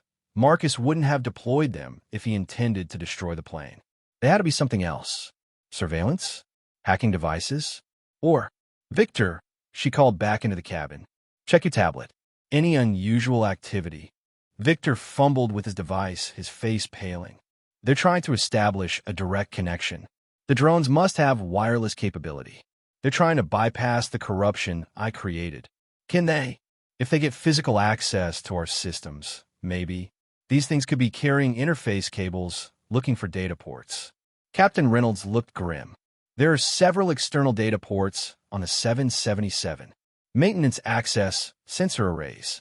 If those things find them, they'll have direct access to the flight management system," Naomi finished. Marcus could take control remotely. It was brilliant in its simplicity. Even if the mission failed, even if Marcus was captured, the drones could complete the objective autonomously. They'd either extract the codes or force the plane down at a predetermined location where another team could be waiting. "We need to get rid of them," Reynolds said. "How?" "We can't exactly send someone outside at this altitude." Naomi thought fast. The drones were electronic, sophisticated, but still machines. They'd have vulnerabilities. "Captain, what's our current cabin pressure differential?" "About 8 psi. "What? Can you rapidly depressurize and then repressurize specific sections? Create pressure waves?" Reynolds's eyes widened with understanding. "The outflow valves. If we cycle them rapidly, we might create enough turbulence to shake those things loose." "It's risky," Peterson warned. "Could damage the aircraft." "Less risky than letting them into our systems," Naomi countered. She turned to address the cabin through the intercom. "Ladies and gentlemen, we're going to perform some necessary system adjustments. You may experience pressure changes in your ears. This is normal. Please remain seated and follow crew instructions. Jennifer and the other flight attendants immediately began demonstrating the Valsalva maneuver to help passengers equalize pressure. The soldiers helped elderly passengers who might struggle with the pressure changes. Ready? Reynolds asked, his hand on the outflow valve controls. Do it. Reynolds began cycling the valves. Open, closed, open, closed, creating rhythmic pressure pulses that propagated along the aircraft's skin. The effect inside was uncomfortable but manageable, like ascending and descending repeatedly in a fast elevator. Through the windows, passengers watched as two of the drones lost their grip, tumbling away into the slipstream. But two remained, including the one near the wing root that seemed to have found something interesting. It's accessing something, Victor said urgently, watching his tablet. I'm seeing probe attempts through the aircraft's internal network. Crawford, who had been listening, had an idea. The galley ovens. Can we superheat them? Create hot spots on the aircraft skin? Jennifer overheard and immediately understood. The coffee makers, too. Everything. We can create temperature differentials. Do it, Naomi ordered. The flight attendants rushed to activate every heating element in the galleys. Coffee makers, ovens, water heaters, everything running at maximum. The aircraft's internal temperature began to rise, but more importantly, it created irregular hot spots along the fuselage. What are you doing? The accomplice woman asked Crawford, genuinely confused. Thermal expansion, Crawford explained. Metal expands when heated. If we heat sections irregularly, it might create enough surface deformation to break their grip. It was working. Through the windows, they could see one of the remaining drones struggling to maintain its hold as the metal beneath it expanded and contracted. But the one near the wing root had extended, combined with the pressure changes, thermal expansion, and electromagnetic interference. It was too much. The drone's grip failed, and it tumbled away into the slipstream. But the one near the wing root held on, still transmitting. On the cockpit displays, systems were flickering between normal and corrupted states.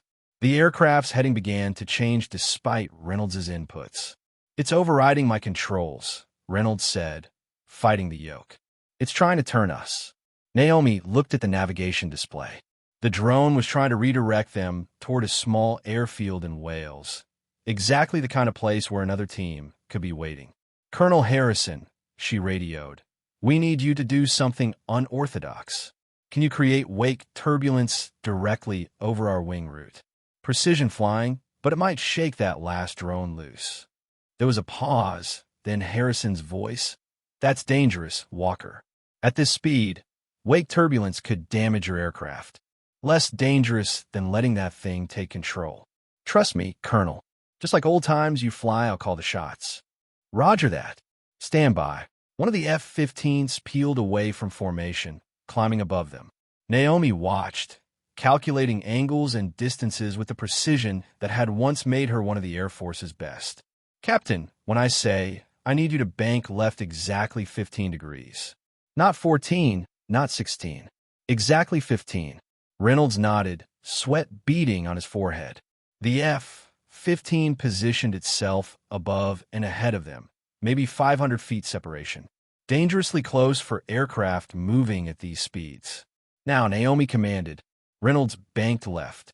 At the same moment, the F-15 descended sharply, its wake vortices spiraling tubes of disturbed air, rolling directly over their wing. The effect was immediate and violent. The entire aircraft shuddered. Overhead compartments flew open. The drone, caught in the vortex, was ripped from its position and sent spinning into the void. It's gone, Victor announced. The connections severed. Systems returning to normal. The cabin erupted in cheers. Even the normally composed Jennifer allowed herself a moment of relief, leaning against the galley counter. Outstanding flying, Harrison, Naomi radioed. Likewise, Walker. You always did have a talent for the impossible.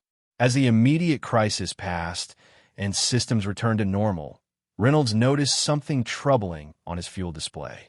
We have a problem. All that maneuvering, the pressure cycling, running at full power, we've burned more fuel than anticipated. We might not make Heathrow. Peterson ran quick calculations. Shannon's closer. We could divert there, where Marcus is being arrested, Naomi said quietly. That can't be coincidence. This whole thing, the drones, the fuel burn, it was designed to force us to Shannon. Another trap? Maybe. Or maybe Marcus wanted to ensure we'd be there when he faced justice. With him, it's hard to tell. Reynolds made the command decision. We're diverting to Shannon. Contact ATC, declare minimum fuel. As the aircraft began its turn toward Ireland, something unexpected happened. The radio crackled with a familiar voice. Marcus, broadcasting from the ground. Flight 447, this is Webb. I'm on the ground at Shannon, surrounded by about 50 law enforcement officers. Before they take me away, I need to say something. Reynolds looked at Naomi, who nodded. Let him speak. I'm transmitting the kill codes for any remaining drones in the area. Marcus continued. There shouldn't be any, but I'm making sure. I'm also providing the authorities with a full list of everyone involved in this operation. The Grey Wing organization, our contacts, our methods. Everything. Why? Naomi asked over the radio. Because you were right. 17 lives I can't bring back, but 200 I can try to save. And because I'm tired of being the monster you had to stop. I want to be the man you once trusted to fly on your wing. There was a pause, then. The authorities have prepared a secure area for your landing. No media, no crowds, just medical personnel and investigators. It's the least I can do. The transmission ended. Through the cockpit windows, they could see the Irish coastline approaching, the green fields emerging from morning mist. Do we trust him? Reynolds asked. We don't have a choice, Naomi replied. We need that runway. The descent into Shannon was surreal in its normalcy after everything they'd been through. The controllers guided them with professional calm, as if aircraft arriving with military escorts and terrorist threats were routine. Perhaps in today's world, they were. As they descended through 10,000 feet, Naomi made her way back to her seat. The cabin had taken on an almost euphoric atmosphere. Strangers who'd been united by terror were now bonded by survival. Business cards were being exchanged, phone numbers shared, promises to stay in touch made. The Anderson family was different, though. The twins were quiet, processing what they'd experienced in the way children do, internally, slowly, with occasional questions that cut to the heart of things. Mom, Emma asked, was that man really going to hurt us? Sarah struggled for an answer, but Naomi spoke up. He was angry and hurt, and sometimes it makes people do bad things. But in the end, he chose not to. That's what matters. Like in the stories, Jacob said, the villain becomes good at the end. Something like that. Naomi agreed, though she knew the real world was rarely that simple. Margaret Foster was writing in a small notebook, documenting everything while it was fresh. My grandchildren will never believe this, she said. I'm not sure I believe it myself. Sergeant Williams and his men had formed an informal honor guard around Victor, who still clutched his tablet with its now corrupted codes. The mission that had nearly cost 200 lives had ended with the data destroyed and the conspiracy exposed. Crawford sat with the accomplice, who had been surprisingly forthcoming once she realized the operation had failed. Her name was Anna Volkov, and she'd been coerced into helping after her family was threatened. With Marcus's confession and cooperation, she might avoid serious jail time. 5 minutes to landing, came Reynolds' voice over the intercom. Flight attendants, prepare for arrival. But this wasn't a normal landing preparation. Outside the windows, passengers could see the F-15s still maintaining escort, and, on the ground, the flashing lights of dozens of emergency vehicles waiting for them. The landing was smooth, Reynolds' experience showing as he brought the wounded bird down gently despite everything they'd been through. As they taxied toward the terminal, passengers could see the massive security presence, police vehicles, military trucks, ambulances, and in the distance, held back by barriers, news vans with satellite dishes already deployed. Ladies and gentlemen, Reynolds announced, we're safely on the ground at Shannon Airport. Please remain seated until instructed by local authorities. And thank you. Your courage and cooperation saved lives today. Through the windows, Naomi could see a figure standing between two police cars, hands cuffed in front of him. Marcus Webb, looking older than his years, worn down by choices that had led him from decorated officer to international criminal. Their eyes met across the distance, and he nodded once, acknowledgement, apology, and farewell all in one gesture. The authorities boarded the plane methodically. First, medical personnel, checking on passengers, particularly the elderly and children. Then investigators, taking initial statements, securing Victor's tablet, and formally arresting Anna Volkov. Colonel Harrison was among them, still in his flight suit, having landed his F-15 just minutes before. He made his way directly to Naomi. "Outstanding work, Colonel," he said, loud enough for everyone nearby to hear the rank. "I'm not a colonel anymore, sir." "About that, I've been on the phone with the Pentagon for the last hour. The Secretary of the Air Force himself wants to meet with you. The President has been briefed. What you did today, it's going to change how we train for these scenarios." Around them, passengers were being escorted off the plane in small groups. Each would be debriefed, their statements recorded, their experiences documented for what would undoubtedly be extensive investigations and reports. The Anderson family paused as they passed Naomi's row. Tom Anderson extended his hand. "Thank you doesn't seem like enough." "Just hug your kids," Naomi replied. "That's enough." Emma tugged on Naomi's sleeve. "Are you a superhero?" Naomi knelt to the girl's level. "No, it's with you. I'm just someone who learned how to fly planes. But you know what? You were brave today, too. That makes you a hero in my book." As the family moved on, Margaret Foster stood to leave. She pressed something into Naomi's hand, a page torn from her notebook. "I wrote down what I saw," she said. "Not for the investigators, but for you. So you remember that today, you didn't just save our lives. You saved your own soul." Naomi looked at the handwritten note, which simply read, "She was lost, but now is found." She was grounded, but today she soared. The cabin was nearly empty now. Crawford shook Naomi's hand firmly. "If you ever need a reference for anything, job, commendation, whatever, you call me." Victor was one of the last to leave, escorted by intelligence officers who would debrief him extensively. He paused beside Naomi. The codes, they wanted them to crash a Chinese military satellite into the International Space Station. It would have started a war. The magnitude of what they'd prevented hit Naomi anew. This hadn't just been about one plane or 200 passengers. It had been about preventing a global catastrophe. Finally, only the crew remained. Jennifer and the other flight attendants formed an impromptu receiving line, each hugging Naomi in turn. "If you ever want a job as a flight attendant," Jennifer said through tears, "I'll personally recommend you." Reynolds and Peterson were the last. The captain removed his wings, the same ones he'd worn for 20 years, and pinned them to Naomi's collar. "These belong to someone who exemplifies what flying is really about," he said. "Duty, courage, and bringing everyone home. I can't accept these." "You can, and you will. In 30 years of flying, I've never seen anything like what you did today. You didn't just save our passengers. You saved aviation itself from becoming a weapon of terror." As Naomi finally descended the stairs to the tarmac, she found Colonel Harrison waiting with a secure phone. "There's someone who wants to speak with you," he said. She took the phone, expecting some Pentagon official.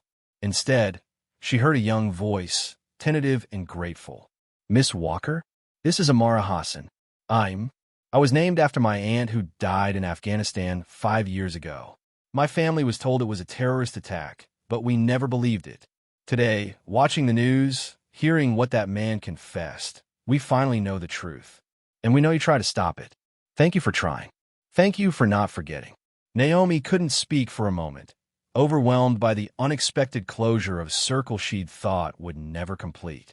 "I'm sorry I couldn't save her," she finally managed. "But you saved 200 others today. My aunt will be proud. We all are." After the call ended, Naomi stood on the tarmac, watching the sunrise paint the Irish sky. In the distance, she could see Marcus being loaded into a secure transport, heading toward justice long delayed. The passengers were being processed in the terminal, their stories already becoming legend. And somewhere, in offices in Washington and London and Beijing, officials were scrambling to understand how close the world had come to disaster. "So," Harrison said, standing beside her, Ready to come back? The Air Force needs you, Naomi. Today proved that. Naomi thought about the offer, full reinstatement, vindication, a chance to train the next generation.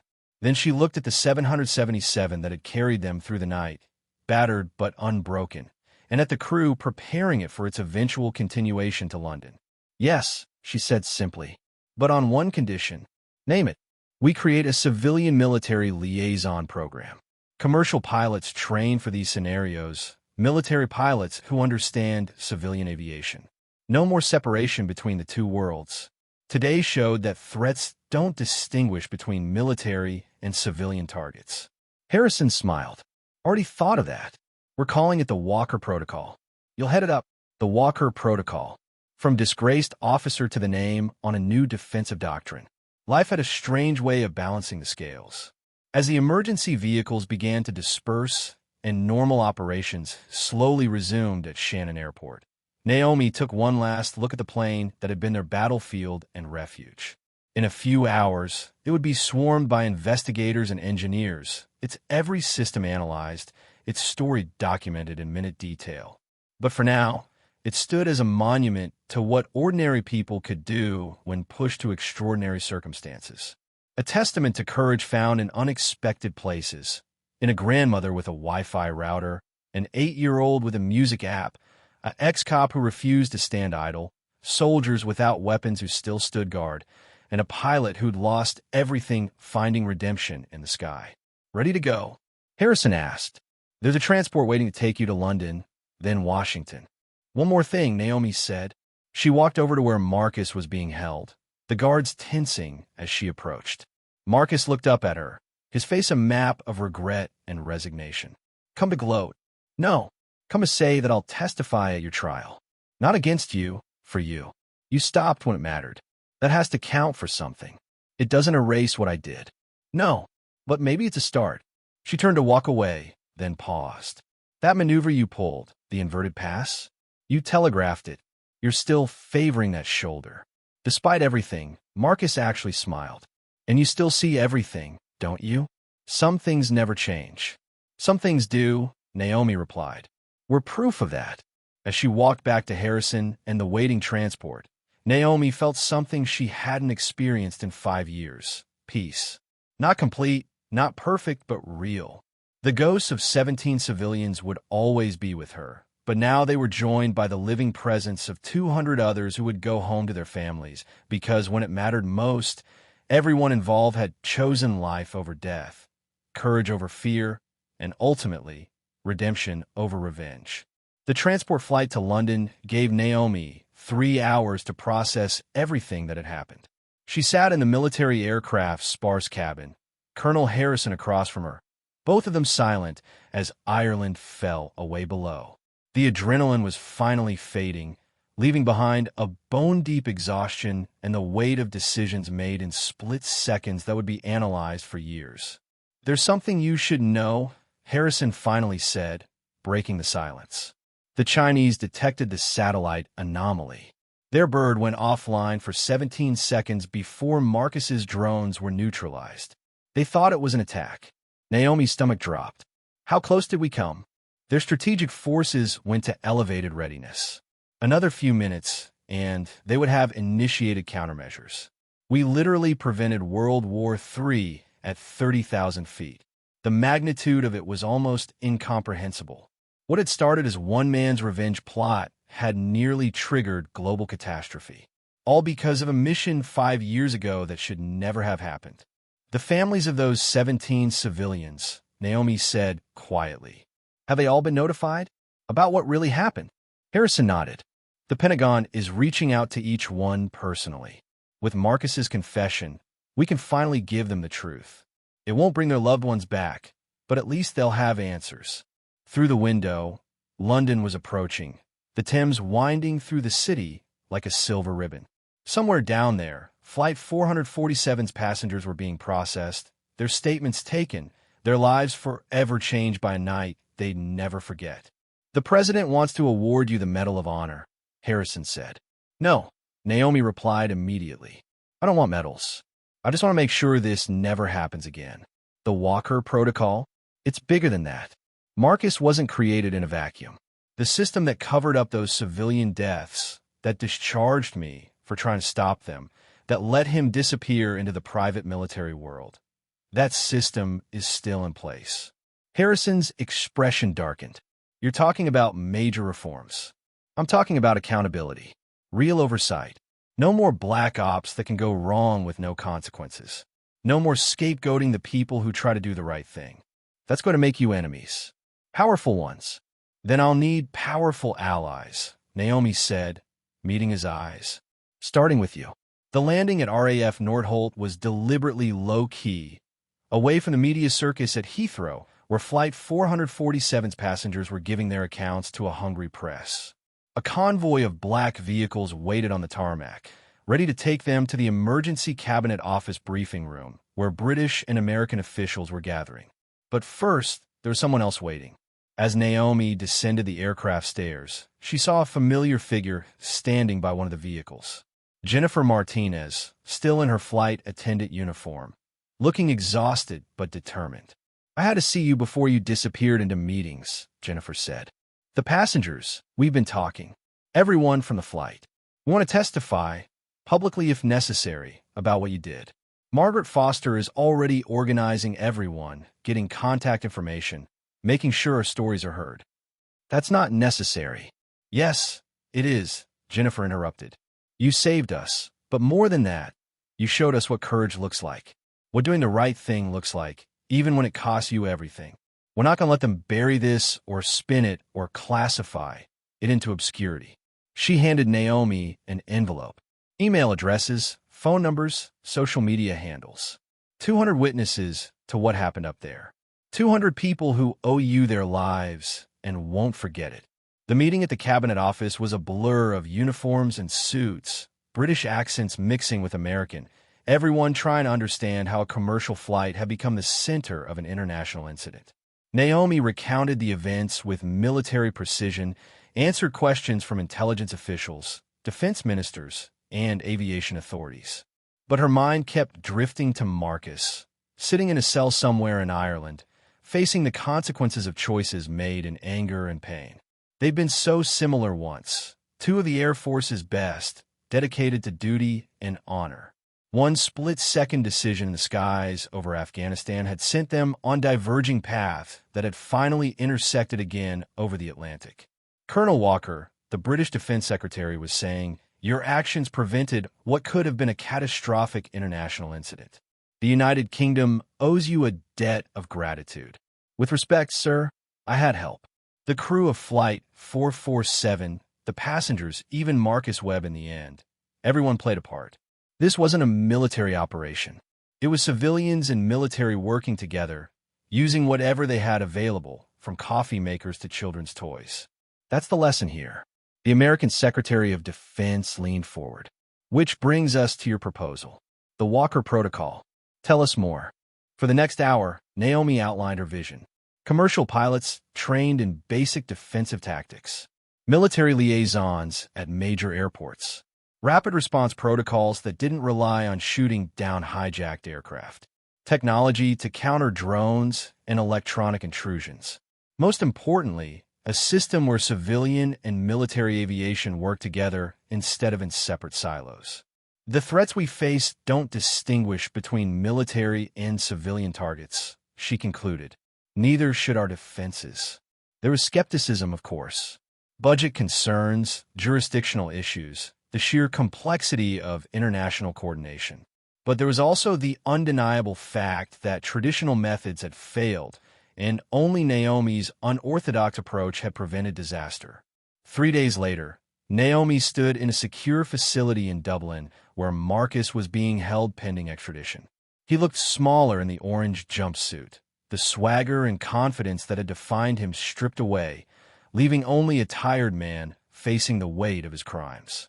"You came," he said, surprise evident in his voice. "I said I would testify. I keep my promises." They sat across from each other at a metal table, guards watching from the corners, cameras recording everything. "Why did you really stand down?" Naomi asked. "It wasn't just my speech or Harrison's order. You had us. You could have completed your mission." Marcus was quiet for a long moment. Do you remember that kid in Kandahar? The one who used to sell us fruit outside the base? Ahmed. He was 12, 13. He'd had a birthday the week before it happened. His sister Amara was one of the 17. Marcus's voice cracked.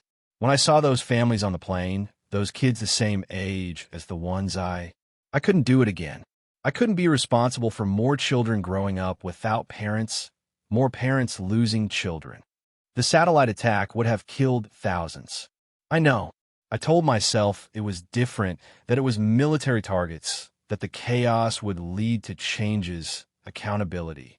But watching you protect those people, seeing that family with the twins, I realized I'd become the monster I claimed to be fighting against. You were angry. Pain makes us do terrible things. You were angry too. They destroyed your career, took away everything you'd worked for. But you didn't become me. I had better friends, Naomi said simply. People who reminded me who I was even when the Air Force tried to erase me. You isolated yourself, let the anger fester. And now you face justice. Real justice, not the cover-up we got 5 years ago. Your confession will be public. The families will have their day in court. And maybe, just maybe, the system that created us both will finally change. Marcus nodded slowly. The Walker Protocol. I heard about it. It's good. It's what we should have had from the beginning. It's a start. As she stood to leave, Marcus called out, Naomi? That family, the ones with the twins. Tell them I'm sorry. For everything. A week later, Naomi stood before the Senate Armed Services Committee in Washington, the room packed with media, military officials, and most importantly, several passengers from Flight 447 who had flown in to support her.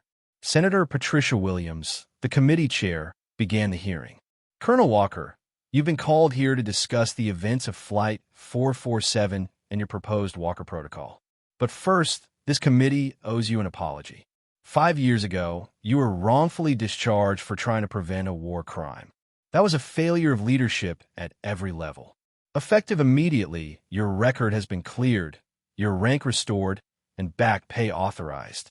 The gallery erupted in applause. Naomi saw Margaret Foster in the front row, dabbing at her eyes with a handkerchief. The Anderson family was there too, the twins wearing matching Colonel Walker is our hero t-shirts that someone had made. Thank you, Senator. But I'm not here for vindication. I'm here to make sure no one else goes through what those passengers experienced, what those 17 civilians in Afghanistan experienced, what Major Webb experienced when the system abandoned him to his worst impulses. Over the next 3 hours, she testified about the flight, the failures that had led to it, and the solutions the Walker Protocol would provide. She was followed by Captain Reynolds, who spoke eloquently about the need for better coordination between civilian and military aviation. Then Viktor Kozlov, under immunity, detailed how easily civilian aircraft could be targeted by those with the right knowledge and tools. But the most powerful testimony came from Sarah Anderson. My children asked me if the bad man on the plane was going to hurt us, she said, her voice steady despite visible emotion. I didn't know what to tell them. But then Colonel Walker stood up, and even though I didn't know who she was, I knew we were going to be okay. Because she had that look, the look of someone who would die before letting harm come to innocence. That's the kind of person we need protecting our skies. That's the kind of protocol we need in place. The committee voted unanimously to fund the Walker Protocol. 6 months later, Naomi stood in a simulator at the newly established Joint Aviation Defense Center in Colorado. Around her, commercial pilots were learning basic threat assessment, while Air Force pilots practiced coordination with civilian air traffic control. It was the first class of what would become a standard part of aviation training worldwide. The key, she told a mixed group of civilian and military pilots, is to remember that up there, we're all on the same side. The threats we face don't care about the insignia on our wings or the company on our fuselage. We protect each other, and we protect those who trust us to bring them home safely. In the back of the room, she noticed a familiar face. Jennifer Martinez had left commercial flying to become one of the protocol's first instructor coordinators, teaching flight crews how to handle extraordinary situations with ordinary tools. After the session, they walked together through the facility, past walls lined with photos from Flight 447, not glorifying the danger, but but honoring the cooperation that had saved lives. Any regrets? Jennifer asked. You could have had any position in the Air Force. Full reinstatement, choice of commands. Instead, you're here teaching. This is where I need to be, Naomi replied. Every pilot we train, every crew we prepare, every protocol we establish, it's prevention. It's making sure there's never another Marcus Webb, never another Flight 447. Her phone buzzed with a message. It was from Margaret Foster, who had become an unlikely friend and correspondent. The older woman had written a book about the experience, with all proceeds going to a fund for the families of the Afghan civilians killed 5 years ago. The message was simple, first copy off the press, dedicated to the woman who taught us all how to fly without wings. Another message followed, this one from an official source. Marcus Webb had been sentenced to 25 years, with the possibility of parole in 15. He provided extensive information about the private military world, leading to dozens of arrests and the dismantling of several mercenary organizations. From prison, he'd started corresponding with the families of his victims, beginning a long journey toward whatever redemption might be possible. That evening, Naomi stood on the observation deck of the center, watching planes crisscross the Colorado sky. Commercial flights, military aircraft, all sharing the same airspace, all part of the same system now. Colonel Harrison joined her, now a general and director of the entire program. The Chinese want to implement the protocol. So do the Europeans, the Russians, even. We started on that flight. It's going global. Good. The threats are global. The response should be too. There's something else. The president has scheduled the Medal of Honor ceremony.